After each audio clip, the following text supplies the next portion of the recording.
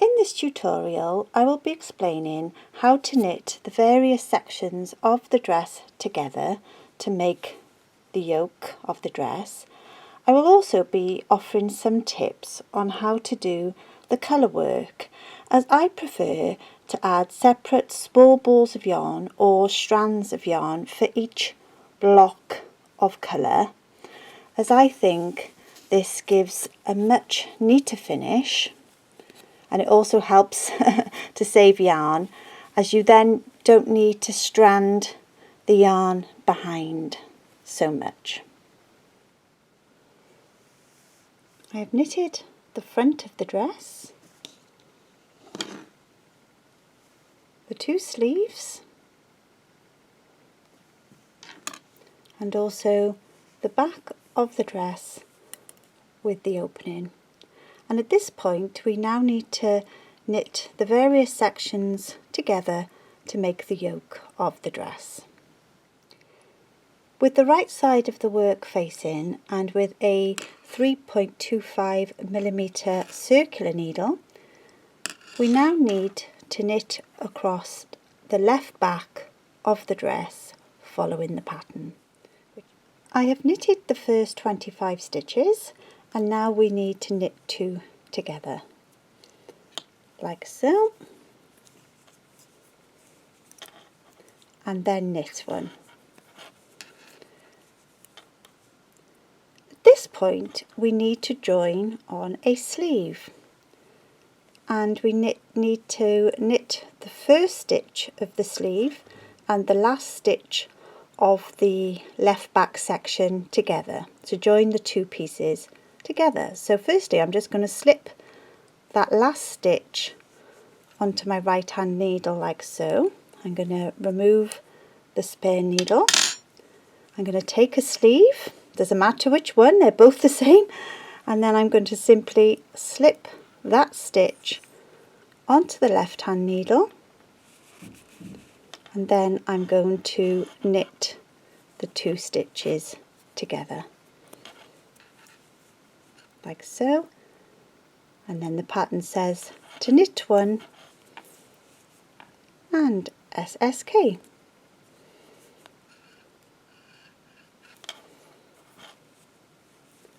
And then I'll just tug on the spare lengths of yarn from behind just to even out the tension. So I've knitted across the stitches of the sleeve, and then we need to once again knit 2, knit 1, and then just slip the last stitch onto the right hand needle. Once again, get rid of the spare needle, and now we need to join the front of the dress. So I'm going to once again slip the stitch from the left hand needle to the right hand needle to the left hand needle, and now we're going to knit these 2 stitches together like so, knit 1, SSK, and knit across the front of the dress. I've knitted across the front of the dress to the last stitch, so once again we need to slip the last stitch, and now we're going to add on the second sleeve. So I'll just slip that stitch onto the left hand needle, knit these 2 stitches together like so, knit 1, SSK, and then we'll knit across the stitches of the second sleeve.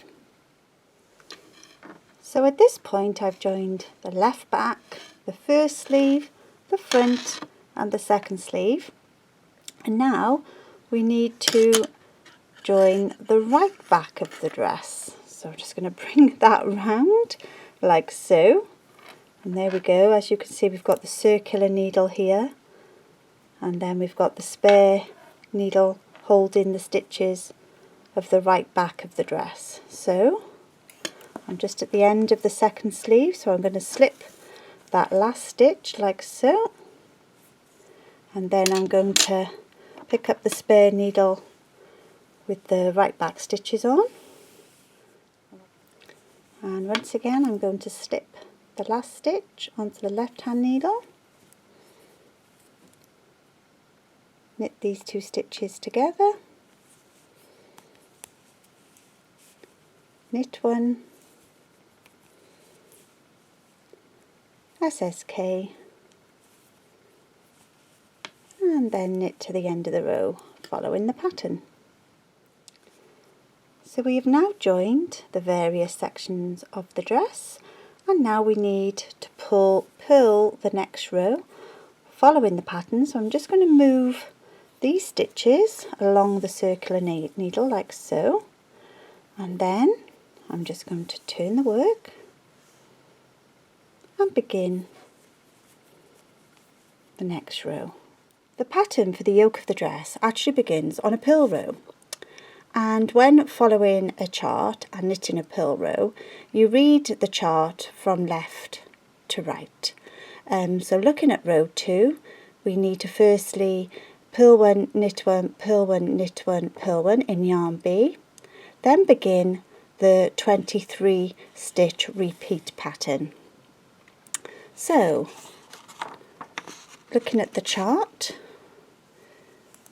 it would be purl 1, knit 1, purl 1, knit 1, purl 1, and then I need to purl 4, and then I need to add the first length of yarn A, like so.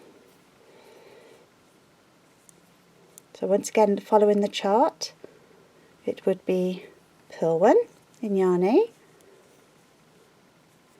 purl 1 in yarn B,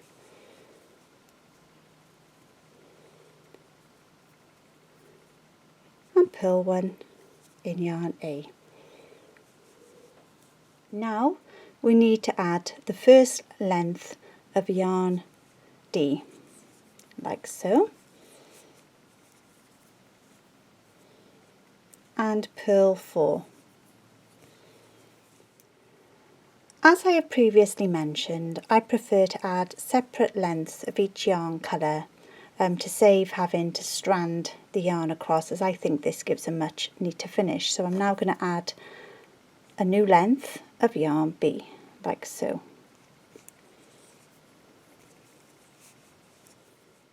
So looking at the pattern once again, I now need to purl 1 in yarn A, and rather than strand the yarn across, I'm going to add a new length of yarn A. However, at this point I recommend folding the length of yarn A in half, like so. Don't know whether you can see that. And then at this centre point here, this is where you add the yarn to the pattern. And the reason for doing this will become clear later on in the video, and I would recommend adding future lengths of yarn A for the repeat pattern in a similar way, where you fold the yarn length in half and then add the yarn.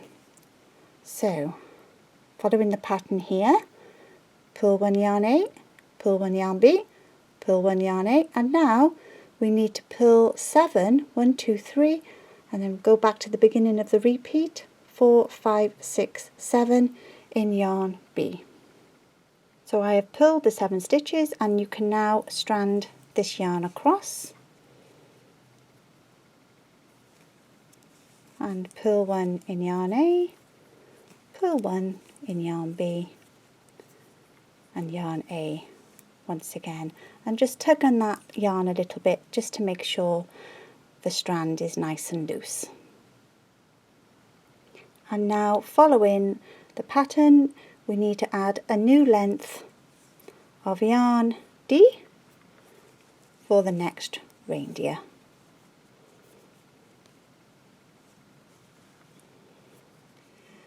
So I have now completed row 2, where I've added separate lengths of yarn for each colour block, and although that does look a little bit daunting, I think it actually makes it a lot easier, especially when it comes to detangling, because to detangle the yarn all you need to do is simply pull on the length like so. And so this is a lot easier to detangle than having 3 or 4 big balls of yarn where they're just all wrapped around each other. So yeah, I think it's worth the effort. You now join me on row 3 of the pattern, and as you can hopefully see, we're at this point here. And as you can see on the reverse, the reason why we added yarn A like we did on the previous row is that we can now have 2 strands, like so, to work the 2 different sides. So I've picked up the strand to knit this stitch here, using the length of yarn on this side, and now I can use the length of yarn on this side to knit this stitch, and this saves having to strand the yarn. You now join me on row 4 of the pattern, and I now need to purl one in yarn A. So I'm just going to take yarn A from this point here, bring it across and purl one like so. And now I need to purl one in yarn C. So I've got my long tail end of yarn from this point here, so I'm going to pick this yarn up and use that to purl one like so. And then looking at the chart, I now need to purl 6. I am now at this point of the pattern where I need to purl 2 in yarn A, so I'm going to take the yarn from this point here, strand it across and purl 2, linking the yarns together to prevent any holes from forming, and then this length of yarn I will use to knit the remainder of the reindeer's nose. I am now at this point of the pattern, and rather than strand this yarn across, I will once again add a new strand of yarn like so. And now we need to go back to the beginning of the pattern repeat, which is purl one in yarn A, and I'm going to pick the yarn up from this point here, this strand, and purl one like so.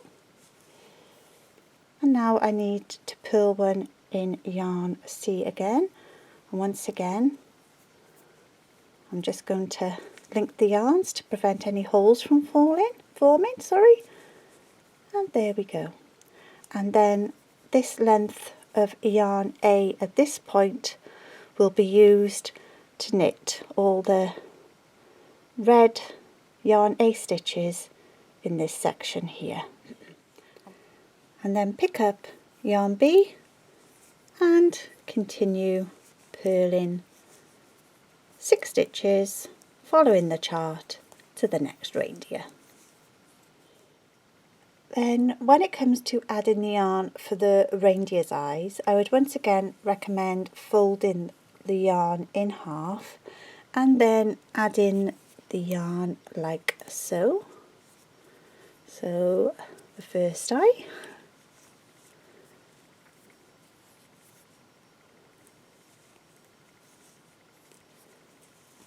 like so, and then picking up the yarn here, I'll knit the second eye,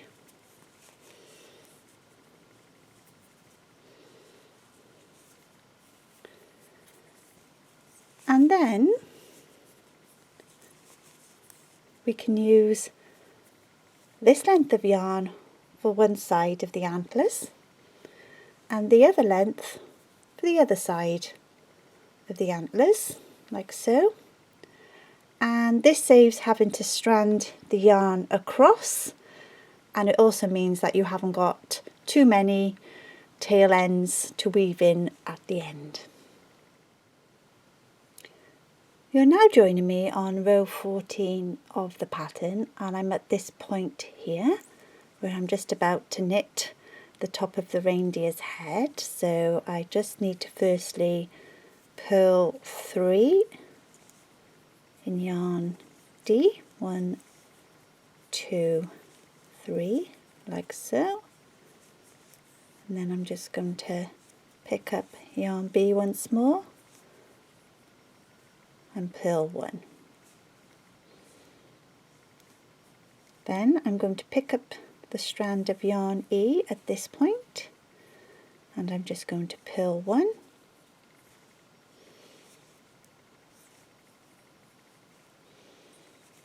like so, pulling on the yarn to even out the tension, and then I'm going to pick up yarn B and purl 4, 2, 3, 4, like so. And now I need to knit the other side of the antler, so I'm going to pick up the yarn at this point here on the other side, and I'm going to use this strand here to knit the antler on the other side, like so.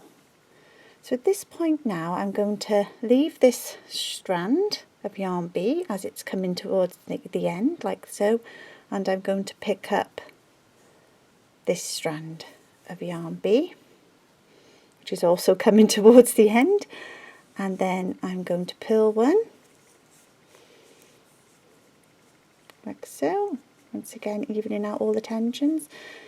Now we need to strand yarn D across, like so, and it is quite a big strand, so make sure you keep it nice and loose, and you can just check like so that it is nice and loose, and then knit 3, and then this strand continue knitting across the row. Then from row 15 onwards you can just knit the entire row with the same ball of yarn B, as the strand in between the stitches becomes quite minimal for the rest of the pattern.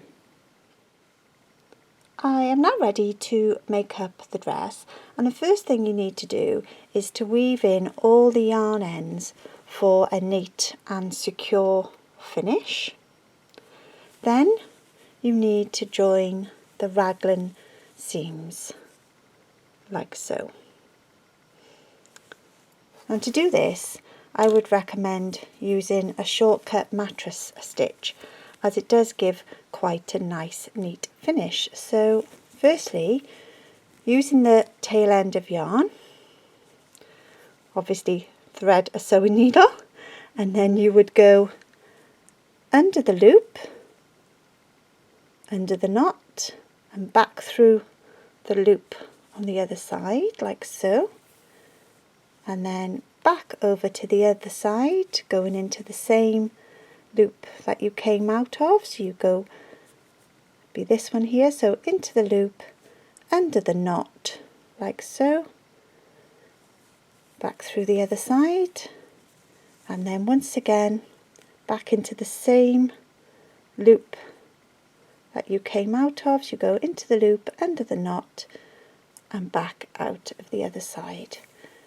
And then you just simply pull on the yarn to even out the tension, and then once again into the same loop, so into the loop, under the knot, and out of the loop the other side like so, and continue sewing the rest of the raglan seam.